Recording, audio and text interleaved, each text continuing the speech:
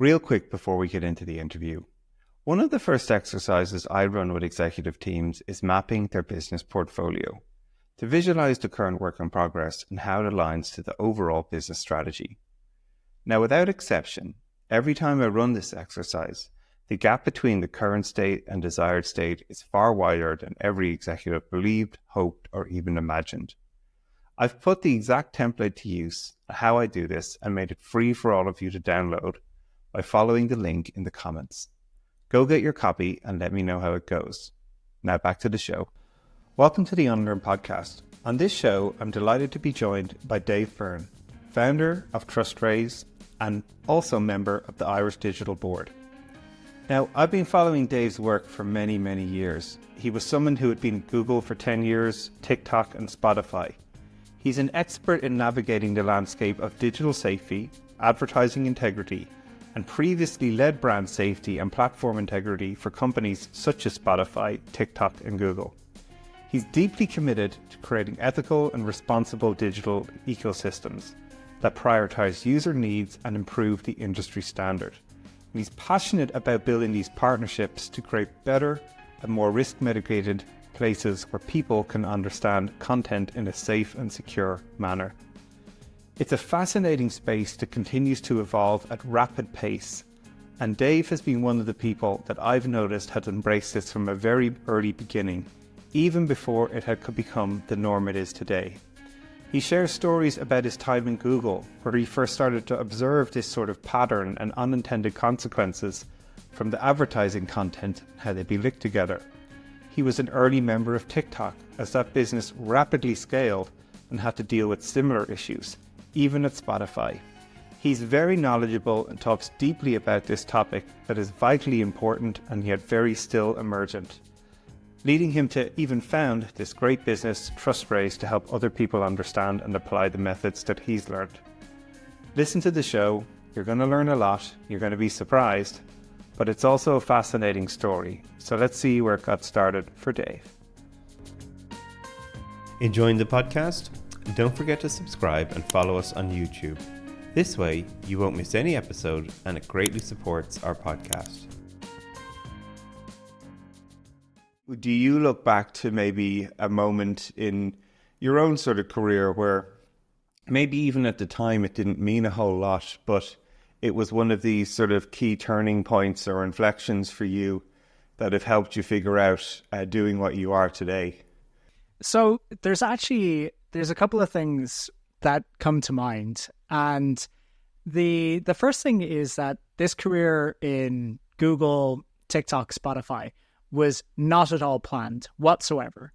I actually ended up in Google because I actually lost a student union election in Trinity College.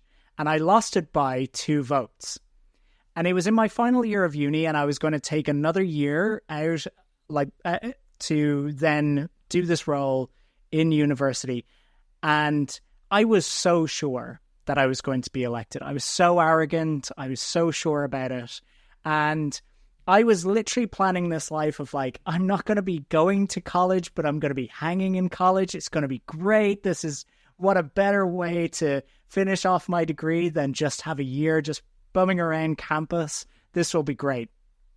I was so arrogant, and the night that I lost, it was just everything shattered around me. And I think in that moment, I realized that 1, I was way more arrogant than I should be, and 2, that I should not take anything for granted, and I should really not take my foot off the gas at any moment. Because during that campaign, there probably was moments where I could have won it, but I eased up or I didn't do enough and that kind of thing. So that really made me change the way I approach work just in general.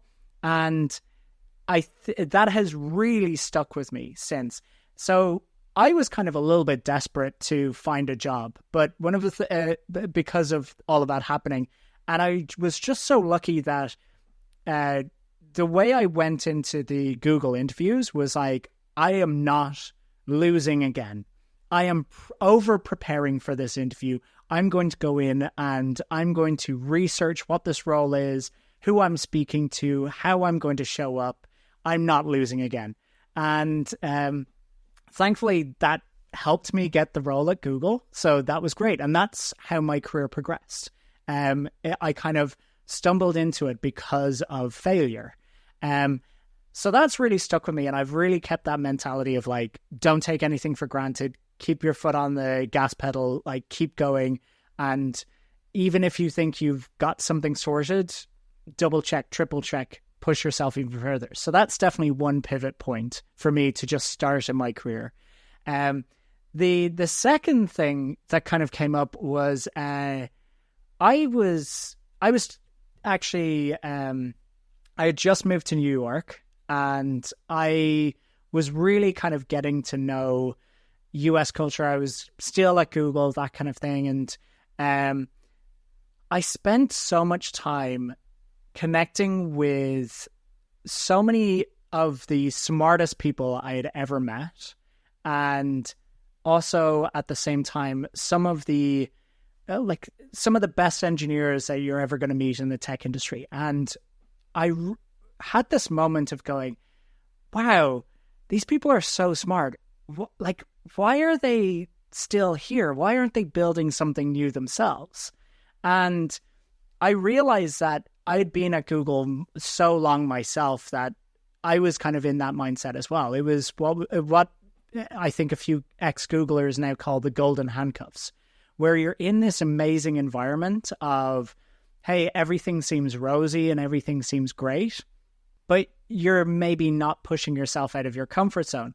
And similarly, what happened around this time was a thing that became known as the adpocalypse. Right around the time that I started feeling this, YouTube was in the papers for all the wrong reasons. Basically, there was these ads that had shown up next to terrorist recruitment videos on YouTube, and the New York Times had screenshot them. So Coca-Cola was being called out as like, why are you using YouTube to support terrorism? And this started a big campaign around where are ads actually showing up? Like, what does the actual advertising supply chain look like? What is a safe environment for advertising? What is a good experience for users as they're taking in content from these platforms? So there was a big boycott of YouTube, and the adpocalypse was kind of taking off, and brand safety became something that YouTube started caring about, Meta started caring about. And this was a moment where I was like, oh, if I'm going to get out of my comfort zone, this seems like something that I could get into, because there's clearly something that needs to be done here. And it's going to be a difficult conversation to have. I need to get involved in this. So it just so happened at that time where I was feeling that I was in these golden handcuffs and I needed to stretch myself and push myself, that this thing happened that was new, different. It allowed me to stay at Google until I got my green card and everything else, that I could then move on to other companies. But it also gave me that opportunity to really push myself out of my comfort zone and go into an area that was interesting but uncomfortable at the same time. So those are the kind of the two moments that really stick out to me, you know? Yeah, no, I love these examples, right? One just speaks to the mentality side of things, where, this idea that having a difficult situation helps you bounce back and think about, well, how am I going to be better next time I'm in these high stakes, high opportunity, I guess, situations, which, I always enjoy hear people sharing those sort of experiences and how they shape them in terms of their character and how they even think and prepare for anything. But this other idea as well, adpocalypse, I love this word, I haven't heard it before, again, which has sort of shaped, if you will, the trajectory of your niche and focus, which again is massively fascinating to me, and something, I don't think there's an open dialogue happening that I'm aware of in this space. So again, it's one of the reasons I'm very excited to have you on the show to sort of share your experiences of sort of tackling that challenge, if you will, as we build these more and more complex systems that really, we really start to know less and less about how the inner workings of these large learning models or even code to a certain extent works. It's really input and output that we're looking at. And when we get these adverse output, how do we understand how we got there and how do we make it safe? Again, a huge topic. So let's start off a little bit actually with just yourself and these lessons you've had to unlearn. So you were in the midst of this. As you say, you're in Google. It's a fantastic and very strong engineering culture where, you know, it's engineers writing sophisticated code. Trust us, you know, we'll figure out this. We'll engineer ourselves out of this problem, if it even exists, if you will. And you're sort of at the, if you will, bottom of that sort of J curve around people starting to understand unintended consequences that reside around how people can access, even manipulate at times, the information that people are starting to get exposed to. So what were some of the things you had to unlearn yourself as someone who was a leader in that business, and you started to shift your focus more towards this idea around content protection, safety, trust, which are words we might be using today, but at the time, I'm sure that wasn't the language that people were talking about. They're probably talking more the pain point, i.e. Coca-Cola are stopping to invest dollars on YouTube, or we're eroding brand perception of our customers. Again, scary things for any business to be facing, never mind the scale of the brands you're going to be working with within Google at the time. So what were some of the things you had to personally unlearn about how you went to start to tackle those challenges at the time? So that's a really interesting question because, you know, looking back, I think thinking of like the engineers and the people working on the products, like nobody wanted to monetize terrorist content. Nobody wanted to do that. And if I can tell you, and right now, when I worked at Google, you speak to, you know, 99 out of 100 engineers, they really felt like that they were building something that was a net benefit to society. So then coming to them and going, actually, we may have done something that's actually harmful to society is something that they don't necessarily react well to. So I think the first thing is that one thing that I had to do was, as much as I would get frustrated with the output of what was happening, I always had to assume good intentions from the beginning. You know, again, that's the thing. It's unintended consequences. I had to keep on reminding myself it's unintended consequences. Nobody's really gone out of their way to do this. There may have been people that have taken the easy route to get to somewhere, but they didn't do the easy route to cause harm. They did it so that they themselves could go home in the evening and like spend time with their family. Like, so I really had to firstly teach myself to not like go to people and go, how did you do this? Why did you do this? Like, I almost had to go in with a more understanding mindset of like, hey, listen, I know you were working really hard on this, but unfortunately this thing has happened. So the storytelling changed off the back of me kind of shifting that mentality. The other thing as well is that at the time, Google was an organization that I think if you go back 10 years ago, people loved Google. Like it always topped the, you know, the most aspiring brands and that kind of thing. I think Google, Apple were up there near the top. And this was a moment where I think for me, the erosion of that trust in the brand started to happen. But at the time, Google was still just, it was a money printing machine. And I think this was the first moment that I saw that, oh, the printing machine can stop if we don't do the right things. And that was an interesting moment for me where I think the golden environment, this Eden, this utopia that I thought Google was, no longer felt like that.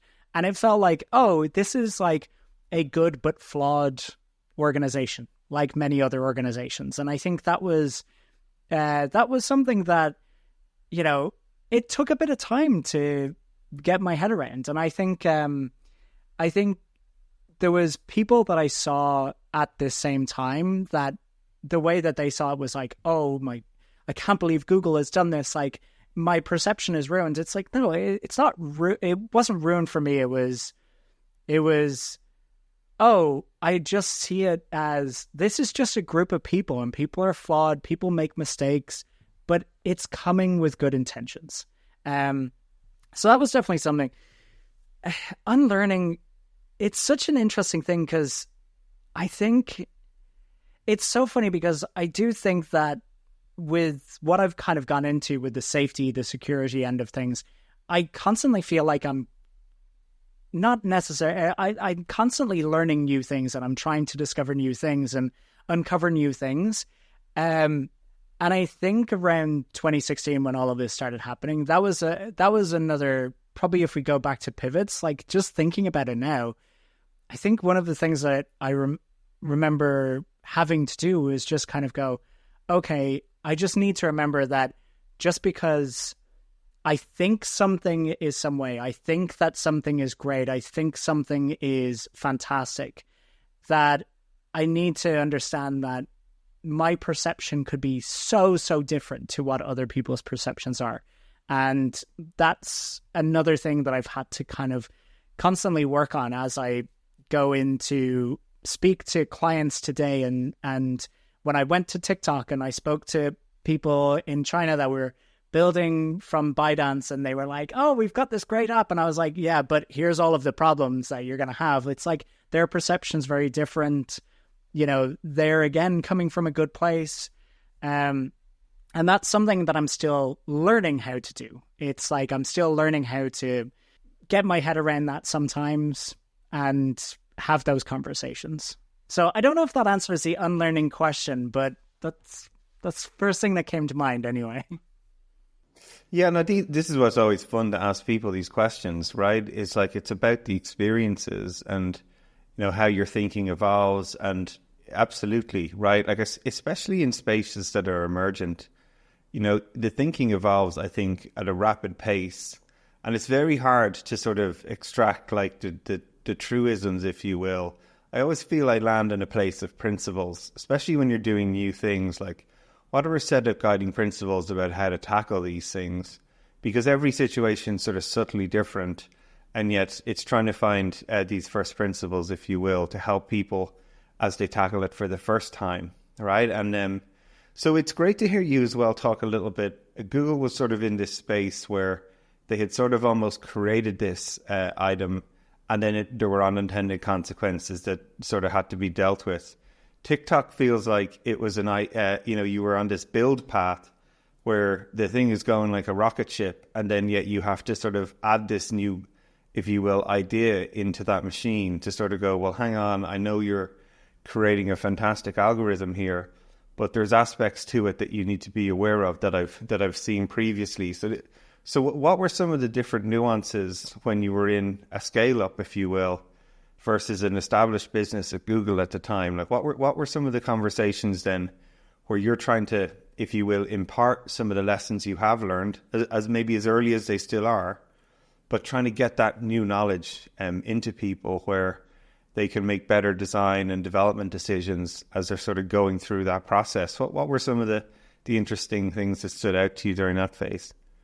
So it may seem kind of crazy now with how ubiquitous TikTok is, but when I joined, the ByteDance was obviously the parent company, a massive company based out of China, but TikTok as the company that ByteDance had actually bought, they'd bought Musical.ly and kind of developed it from there and rebranded it.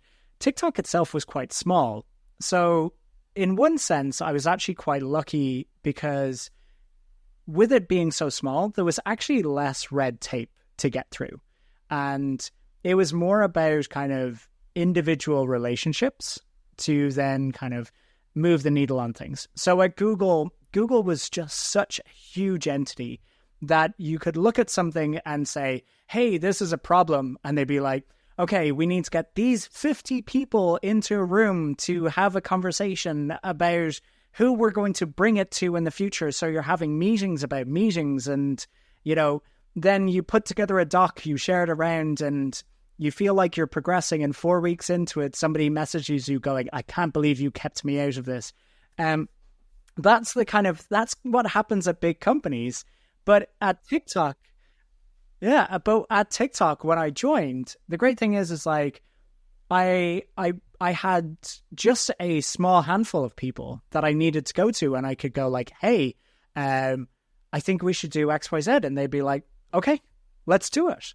And the pace that they moved at then was ridiculous. And it's one of the reasons why they are now so ubiquitous. It's like the pace of development was incredible, because there was this lack of red tape, and that as more they grew, the more that they could invest then in just getting the right people in to build the solutions themselves. So that was definitely the biggest thing of that was my first experience of really feeling like, oh, this feels more like a startup than, you know, a major organization.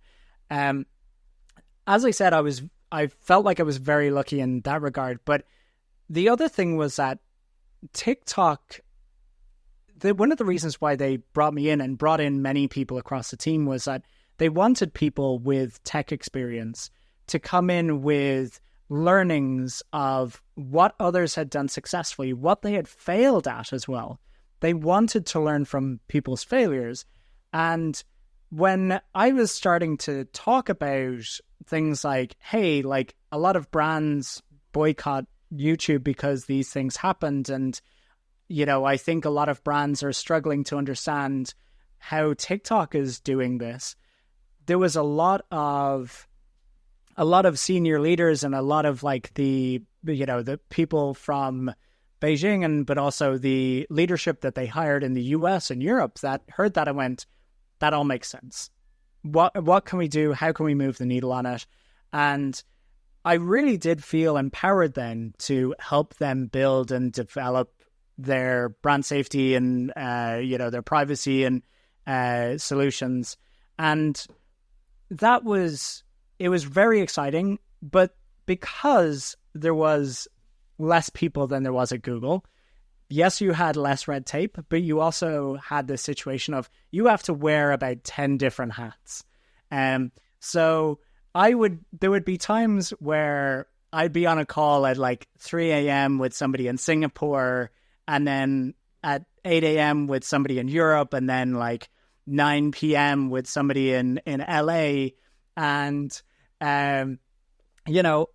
it was one of those things where I only spent like 3 years there, but it felt like about 10, 15 years. And that was definitely another learning for me, where I was really burning the candle at both ends there, all on work. But it was just such a great experience to see that momentum, to see that growth, to see how much they invested. But honestly, I don't think I would have been as successful as I was there if it wasn't for the fact that the people that I was working with like really believed in the work that I was doing. So as much as, I could say, oh, like my time at TikTok was really successful, I had a great manager in this person, Carly Zip, who's now at Amazon. I had great support from the sales leadership. I had great support from trust and safety. I had great support from public policy, from the legal teams. So it really did feel like that my successes was because of that kind of ecosystem of support and collaboration.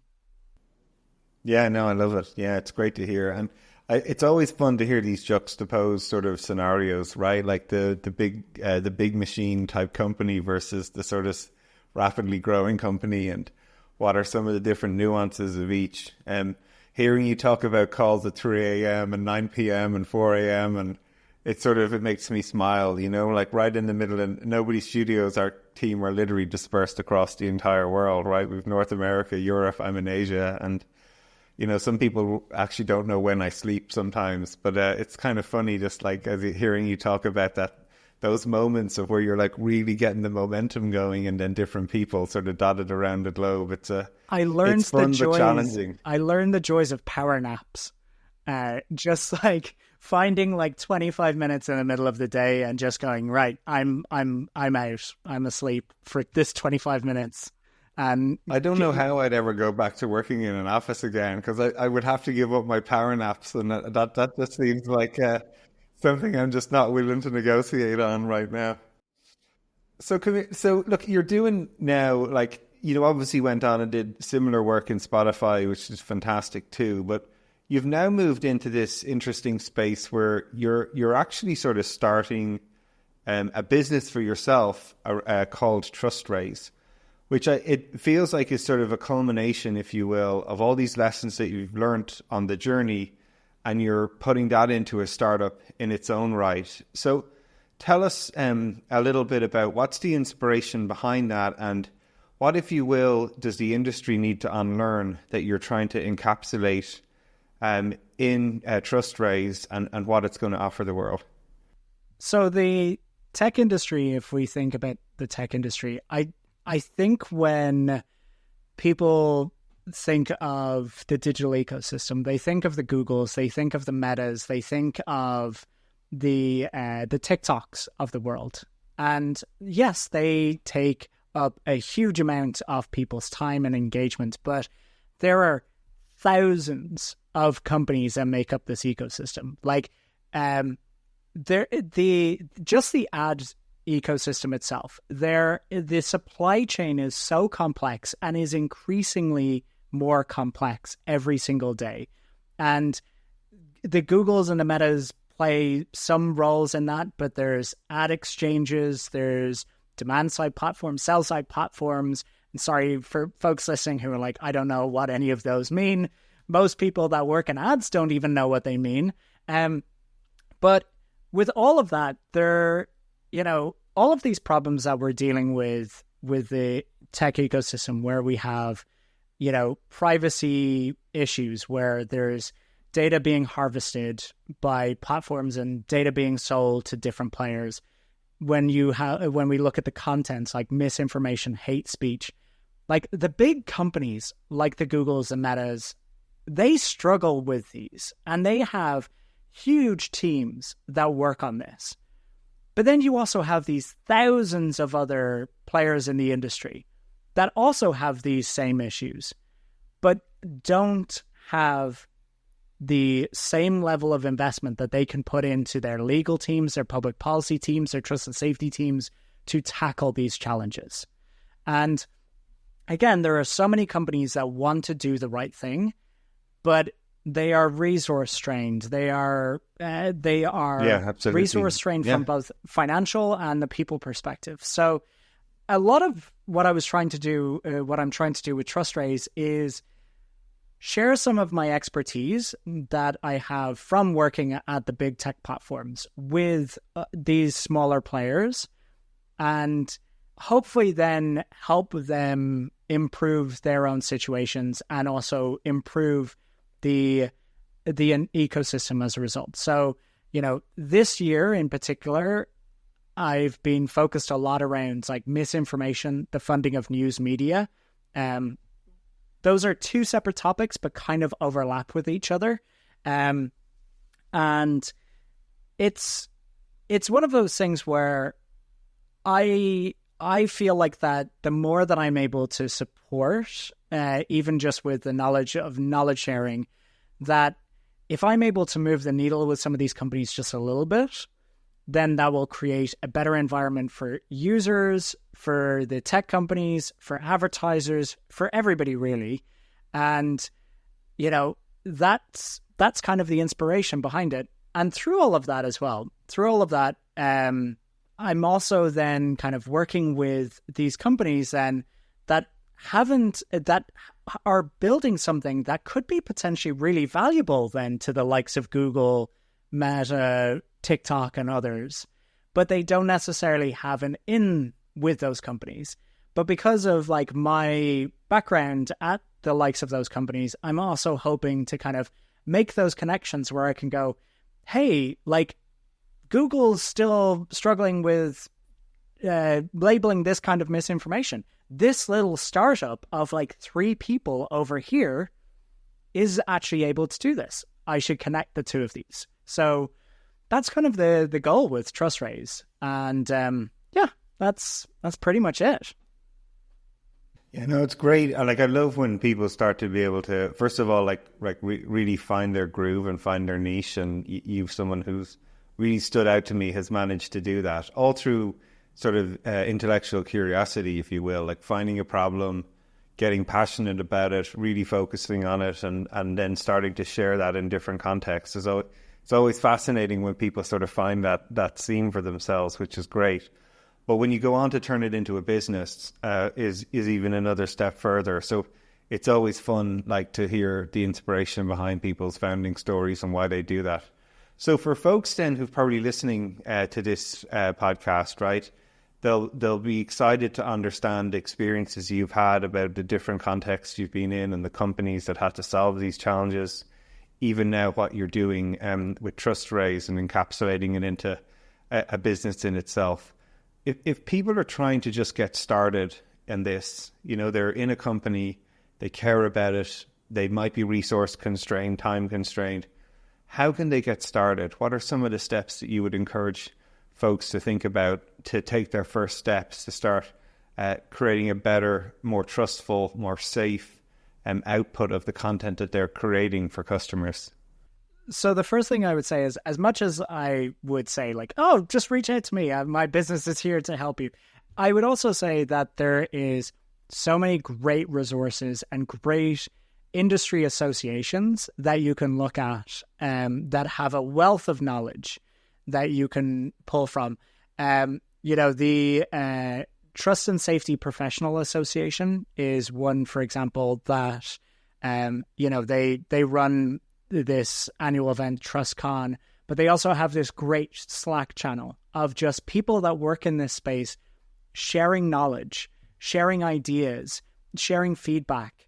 And it's one of those, if you ever feel like that you're working in a place where working on topics that are difficult, challenging, like misinformation, hate speech, whatever it is, it's these kind of groups that really make you love society again, because they're so helpful.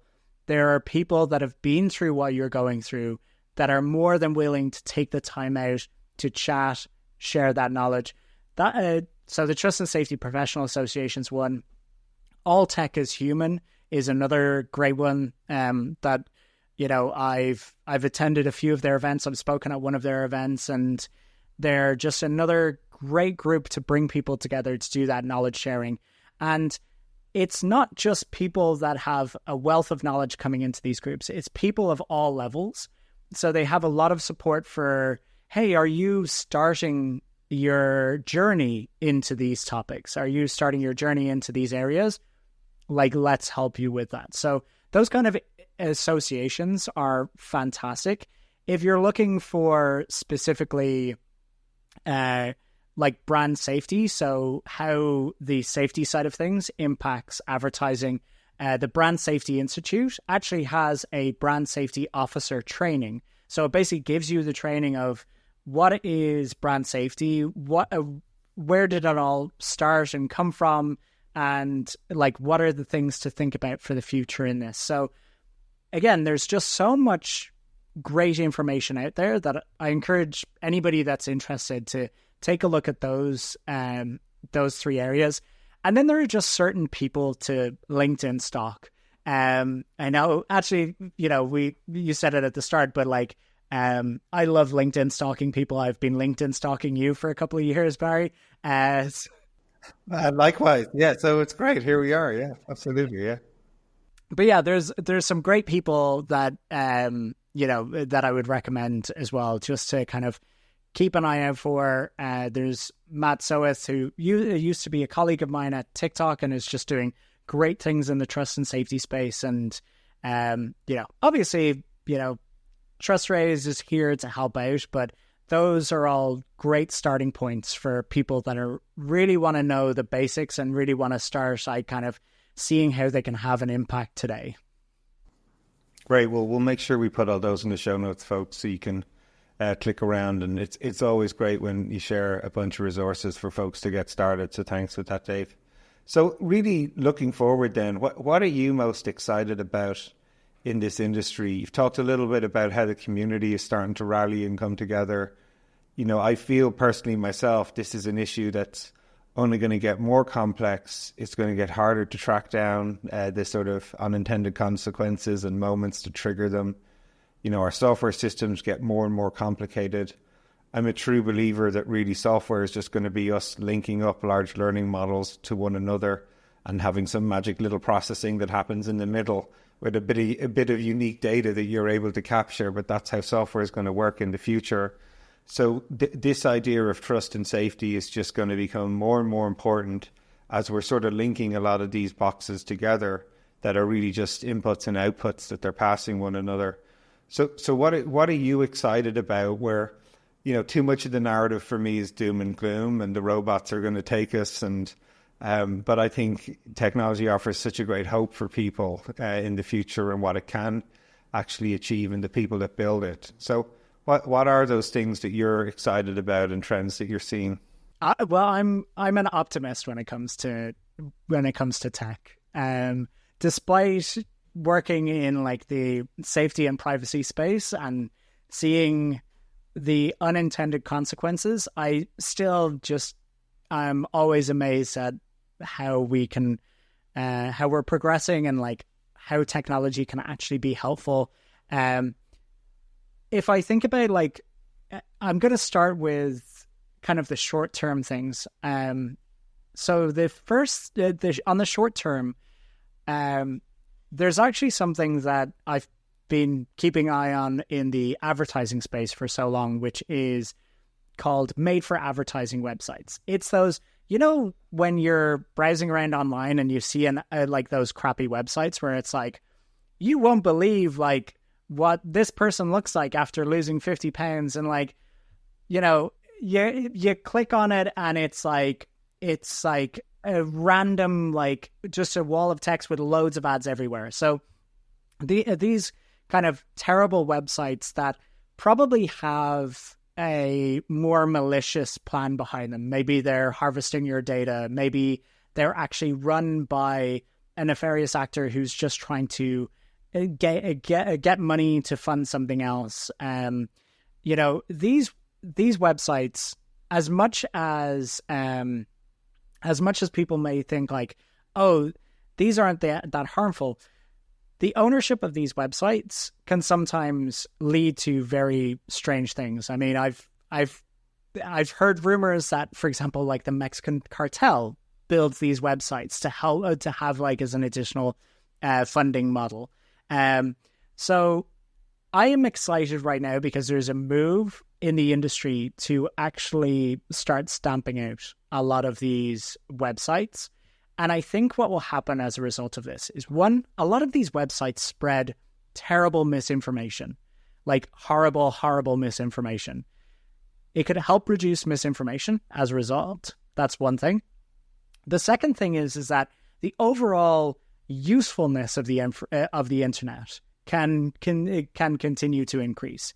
If you decrease the amount of terrible content and like the spam content and the content that genuinely wastes people's time, but also then causes other issues because they're harvesting data and everything else, that makes the internet a more useful environment.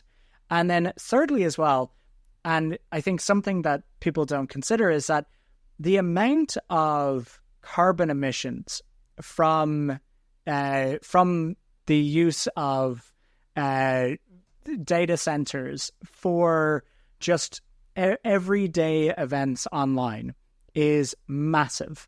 And I was like looking at one example recently of like one of these made for advertising websites. The made for advertising websites, they use more than 20, they are, what is it? It's 27% more carbon emissions come from these made for advertising websites than from like legitimately good websites. So if we're also thinking about just general sustainability and, a more eco-friendly tech environment, removing these made for advertising websites will be a massive, massive win. So I think that is one thing that I think will help overall with the creating a better environment for everyday users without them even realizing it. So that's a very short-term thing. Long-term, or I should say medium-term, everybody's talking about AI. I think there's a lot of fear-mongering around AI. I'm excited about two things here. One, which is, I think that there's going to be a shift that happens in the way that we think about the content that we see and absorb online. I think there's a lot of movement where people are saying, oh, we should tag every piece of content that uses AI. I don't think that's right. I think AI is going to be something that is going to be so ubiquitous that everybody's going to be using it, to your point. I think what's going to be more interesting is actually more verification of, is this a real person that you're talking to? Is this person actually, do they believe what they're putting out there? Do they actually believe the things that they're saying? So, my example that I always use is like James Patterson, the author, released 5 books this year so far. Do you think he's written every single word? No, he's got ghostwriters. He's probably even playing around with AI. So if you think of like the individuals themselves, if Barry, you're talking to me and like I say, hey, I'm going to send you over an article I just wrote, you're not going to care if I've used a little bit of AI here or there to clean up some elements. You're going to care about like, is this what Dave believes? Is this like his thoughts that have kind of structured what this article is about? And I think that's going to propagate where people are going to start looking at the sources of what they see and what they read more so than the actual content itself. So the verification of people, I think, is going to be a big thing. I think we're going to see big tech platforms do more to verify their actual users and do less around the moderation of individual piece of content and more around verifying that people are actually real people and that they stand behind what they say that they're doing. So that's the first thing I'm excited about, because I think that will change the way that we often look at the content online.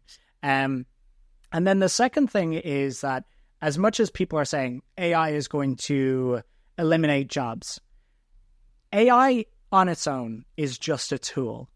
It's not AI on its own that's going to eliminate jobs. It's going to be the person that knows how to use AI that is going to eliminate the 2 other people on his team that don't know how to use AI. So it's one person plus AI is going to be the equivalent of 3 people on their own.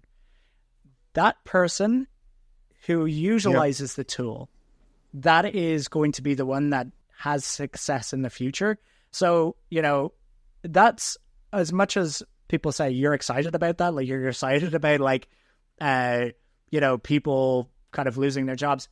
I'm actually more excited about what this means for people to kind of take on more responsibility, take on more work, and focus more on creativity and innovation, and utilize AI to kind of do the smaller tasks that they don't want to do throughout the day and be more productive as a result.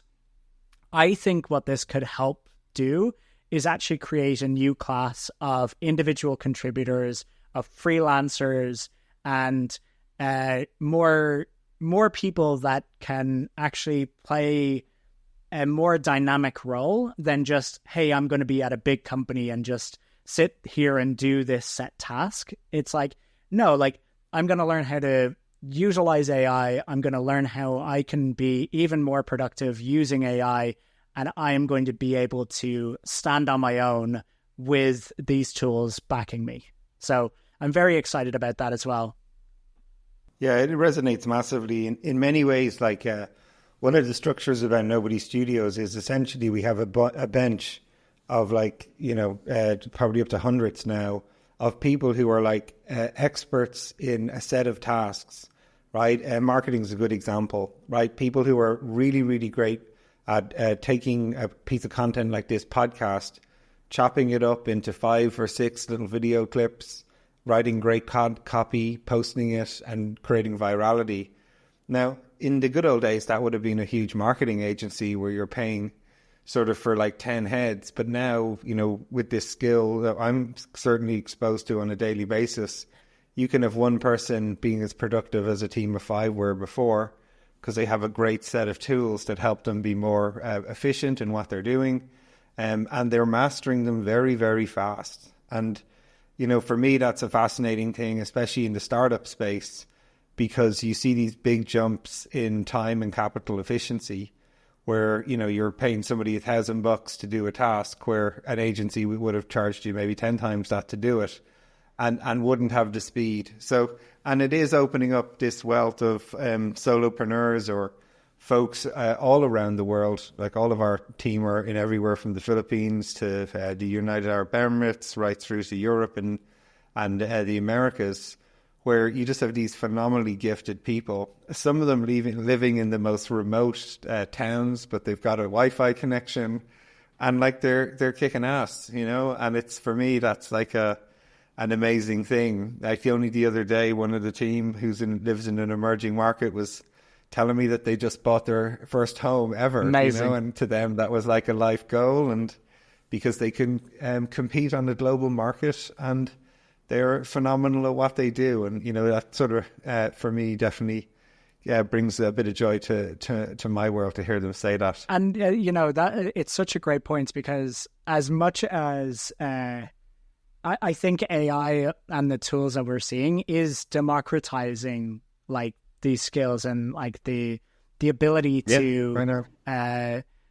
the ability for these folks to actually participate in areas where they couldn't have before.